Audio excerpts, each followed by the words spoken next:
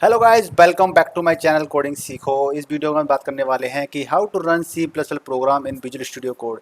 यदि आप first time में आप विजुअल स्टूडियो कोड के अंदर सी प्लस प्लस को रन करने वाले हैं तो कैसे रन करते हैं और इसके लिए क्या क्या प्लगइन्स इंस्टॉल करते हैं, तो वो सारी चीज़ें देख लेते हैं। तो सबसे पहले हम चलते हैं विजुअल स्टूडियो कोड के अंदर। तो विजुअल स्टूडियो कोड के अंदर आप देख सकते हैं कि हमने hello world dot C P P एक प्रोग्राम बनाया है, जिसके अंदर हमने क्या किया, हेलो वर्ल्ड किया है, राइट। इसके अंदर सी आउट और सी इन यूज़ किया हुआ है हमने। तो सबसे पहले बात कर लेते हैं एक्सटेंशंस की। तो आप देख सकते हैं लेफ्ट साइड में आपका जो टिक आ रहा है, यहाँ पे आप क्लिक कर लीजिए। तो आप देखेंगे कि यहाँ पे सी प्लस प्लस टाइप कर दीजिए। तो आपको प्लगइन एक्सटेंशंस होते हैं वो इंस्टॉल करनी पड़ेगी। जैसे कि आपको पहली ये आ रही है, ये अनइंस्टॉल करने के लिए आ रही है, यानी कि मैं इंस्टॉल कर चुका हूँ ऑलरेडी, तो इसलिए आपको इंस्टॉल यहाँ पे ये इंस्टॉल करनी है। और इसके बाद में आपको इंस्टॉल करनी है, आपको एक्सटेंशन पैक करना है। और इसके बाद में जो बाकी हैं वो तो आपका चॉइस के ऊपर डिपेंड करता है। वो सब, हालांकि सब एक्सटेंशन का अलग अलग काम होता है, राइट। उसके बाद में एक कोड रनर और कर लीजिएगा, राइट। कोड रनर और आप इंस्टॉल कर लीजिए। आप देख सकते हैं कि कोड रनर आपको ये वाली है, ये इंस्टॉल कर लीजिए। ये भी इसका काम क्या होता है मैं अभी आपको बताता हूँ आपको। तो मैं इसको बंद कर देता हूँ। जैसे आपको प्रोग्राम एग्जीक्यूट करना है तो आप क्या करते हैं, राइट में आपको ये दिख रहा है टॉप बॉटम में, वो सॉरी टॉप में, कि आपको डिबग करना है, कोड को रन करना है, एग्जीक्यूट करना है। इसी तरीके से क्या होता है, कोड रनर से क्या होता है कि आप राइट क्लिक करके भी कोड को एग्जीक्यूट कर सकते हैं। तो आपने देखा यहाँ पे रन कोड आ रहा है, तो मैं आपको यहाँ पे रन कोड कर सकता हूँ, ठीक है। तो रन कोड कर सकते हैं आप यहाँ से। लेकिन अभी आपको ये कोड इज ऑलरेडी रनिंग, इसको अभी फिलहाल स्किप कर देते हैं। मैं आपको बता देता हूँ कि अब इसके अंदर जैसे हमने एक्सटेंशन डाले हैं ना, इसी तरीके से हमें क्या करना होता है कि जब फर्स्ट टाइम आपको प्रोग्राम को एग्जीक्यूट करना होता है तो इसके अंदर आपका तो कंपाइलर होना चाहिए। तो अभी कंपाइलर को बताऊंगा इंस्टॉल कैसे करते हैं। तो फर्स्ट ऑफ ऑल, जब सबसे पहले मैं आपको इसको जो विजुअल स्टूडियो कोड होता है इसकी सेटिंग बता रहा हूँ सारी क्या क्या करनी होती है। आप एक बॉटम में देखेंगे, नीचे बॉटम में आइए। नीचे बॉटम में आप जब देखेंगे तो सी प्लस लिखा हुआ है, यानी सेलेक्ट लैंग्वेज मोड। आपको ये सी प्लस प्लस आपका आना चाहिए। देखिए आपका सी प्लस प्लस आपका यहाँ पे आना चाहिए। अब नीचे बॉटम में देखिए राइट साइड में, यहाँ पे आपका सी प्लस प्लस होना चाहिए। अगर ये सी प्लस प्लस नहीं होगा तो आपको कोड का एक्सेप्शन आ जाएगी, एरर आ जाएगी, यानी एग्जीक्यूट नहीं होगा कोड। इसके बाद में हम क्या कर सकते हैं, क्या करना होगा मैं, हम करते हैं कि एक क्या बताते हैं, फाइल पे क्लिक कर लीजिए। फाइल पे क्लिक करते हैं तो हम लोग यहाँ पे क्या बनाते हैं, आप सबसे पहले तो हम बनाते हैं एक फ़ोल्डर, यानी कि add folder to workspace. यानी कि जो भी हमारा सी प्लस वाला कोड होगा वो हमें किसी फ़ोल्डर के अंदर रखना पड़ेगा ना। तो हम क्या करते हैं कि हम एक बनाएंगे, एक add folder, add folder to workspace. यानी कि आप यहाँ पे एक फ़ोल्डर बना दीजिए। जैसा कि आप देख सकते हैं कि मैंने यहाँ पे एक फ़ोल्डर बना दिया है, C code, C plus plus code. तो सी प्लस प्लस कोड मैंने ऑलरेडी बना दिया है। अगर आपने नहीं बनाया तो आप फ़ोल्डर बना दीजिए और उसको क्या कर लीजिए, ऐड कर दीजिए, राइट। उसके बाद में आपको क्या करना पड़ेगा, इस वर्क स्पेस को आपको सेव करना पड़ेगा। तो आप वर्क स्पेस को सेव कर दीजिए या सेव वर्क स्पेस एज कर दीजिए, दोनों ही सेम है। मतलब आपको सेव कर दीजिए, कोई इशू नहीं है, ठीक है। सेव एज अभी समझते होंगे, सेव एज मतलब आपको एक और वर्क स्पेस बनाना है, उसके लिए होता है। तो इस तरह से आप सेव कर दीजिए या सेव वर्क स्पेस एज कर दीजिए।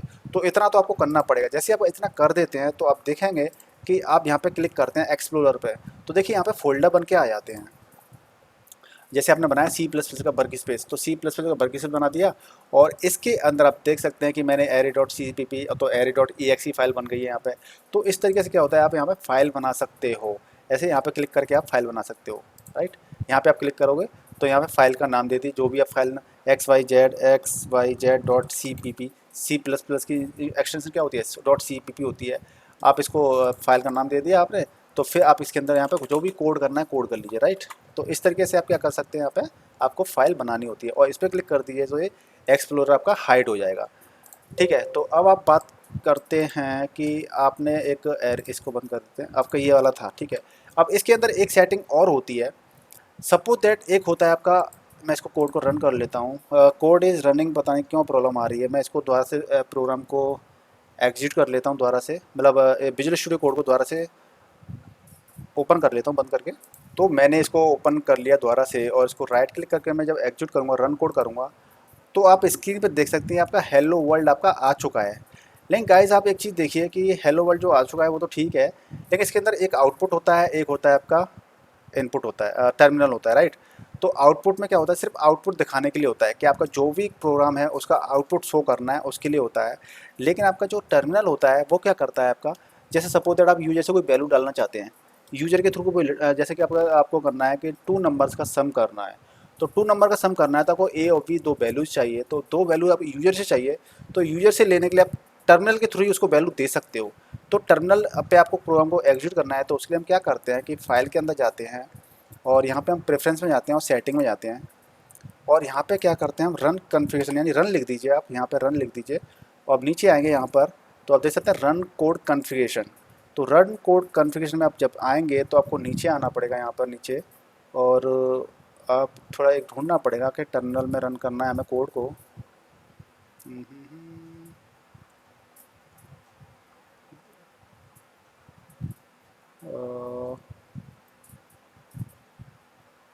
कितने हो भाई, देखो रन इन टर्मिनल, यानी कोड आपको टर्मिनल में रन कराने के लिए, यानी कि आप जब भी कभी यूजर से इनपुट लेते हैं तो आपका ये टिक होना चाहिए, नहीं तो आपका क्या है यूजर से वैल्यू ले नहीं पाएगा, क्योंकि आउटपुट से हम कभी वैल्यू दे नहीं सकते हैं।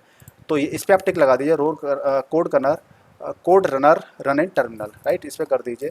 अब हम फिर इसको एग्जीक्यूट करते हैं, कोड इज रनिंग। गाइस ये प्रॉब्लम मेरे साथ पहली बार आ रही है, मैं इसको देखूंगा इसकी प्रॉब्लम क्यों आ रही है ये।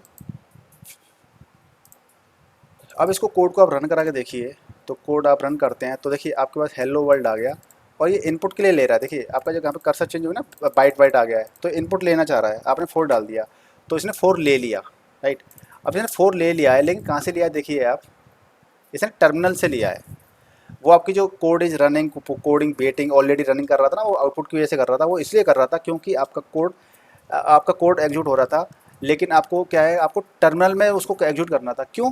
क्योंकि आपने क्या किया, सी आउट से मैसेज प्रिंट कर दिया कि हेलो वर्ल्ड, और सी इन से क्या आप वैल्यू ले रहे हो।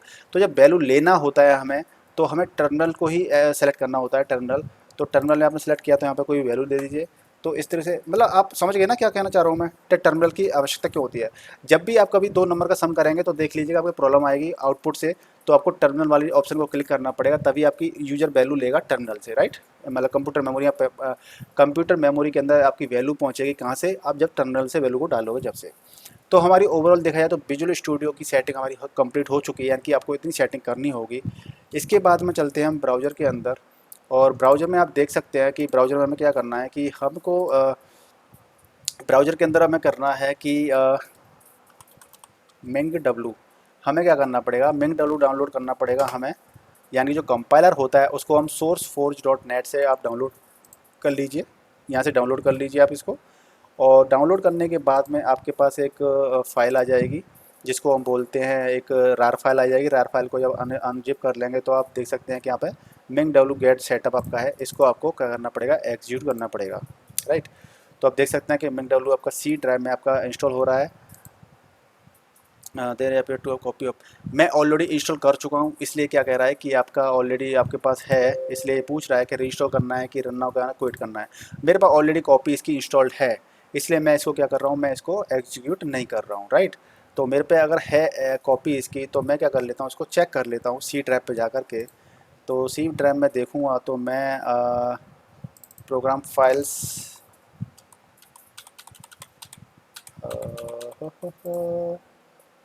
प्रोग्राम फाइल्स यहाँ पे देख लेता हूँ मैं, ठीक है, इसके अंदर भी नहीं है, तो फिर मैं विंडोज़ के अंदर चेक कर लेता हूँ।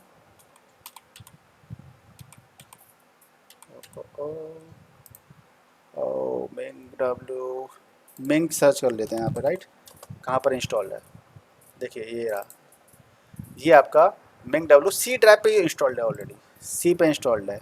मैं सी में चलता हूँ और सी में देखता हूँ मिंग, देखिए अपना रूट पे इंस्टॉल कर रखा है सी ड्राइव के। तो आप देख सकते हैं कि यहाँ पे आपका ये है मिंग डब्ल्यू, अपने कंपाइलर सी और सी प्लस कंपाइलर इंस्टॉल कर रखा है। और यहाँ पे आप देख सकते हैं कि ये आपका जी सी सी और जी प्लस प्लस आपके कंपाइलर यहाँ पे इंस्टॉल्ड हैं।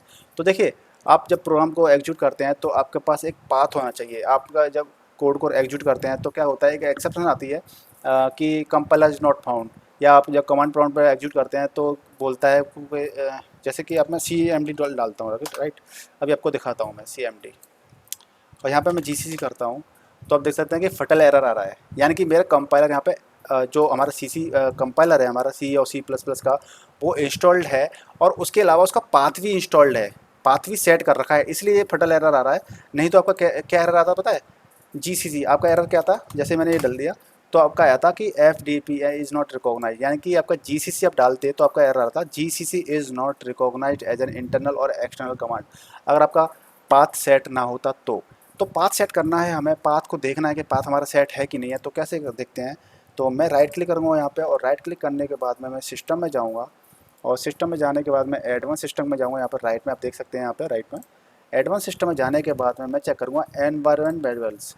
जब एनवायरनमेंट वेरिएबल चेक करेंगे तो आप नीचे यहाँ नीचे आएंगे सिस्टम वेरिएबल्स में। तो सिस्टम वेरिएबल्स के अंदर आता आपका आता है एक पाथ, पाथ राइट, पाथ। इसको क्या कर लीजिए, एडिट कर लीजिए, और आप देख सकते हैं यहाँ पे कि आपका पाथ सेट है कि नहीं, देख सकते हैं। देखिए आपका मिंग डब्लू स्लैश बिन आपका पाथ सेट है यहाँ पर। अगर आपका पाथ सेट नहीं होता तो आपका जो फटल एरर नहीं, ये नहीं आता आपका। एरर क्या आता आपका कि इज़ नॉट रिकॉग्नाइज, यानी GCC या G++ इज़ नॉट रिकॉग्नाइज वाला एरर आता है आपका, ठीक है। अब आपका पाथ सेट है चूँकि, इसलिए आपकी कोई प्रॉब्लम नहीं आएगी। तो अब आपका पाथ अगर सपोज यहाँ पे नहीं है तो आपको क्या करना है, आपको यहाँ से सॉरी आपको ये पाथ कॉपी करना है यहाँ से। पाथ को कॉपी करने के बाद यहाँ पे न्यू करना है आपको, और न्यू करने के बाद आपको पेस्ट कर देना है यहाँ पे ऐसे, और फिर इसको ओके कर देना। लेकिन मेरा ऑलरेडी सेट है तो मैं इसको कैंसिल कर देता हूँ।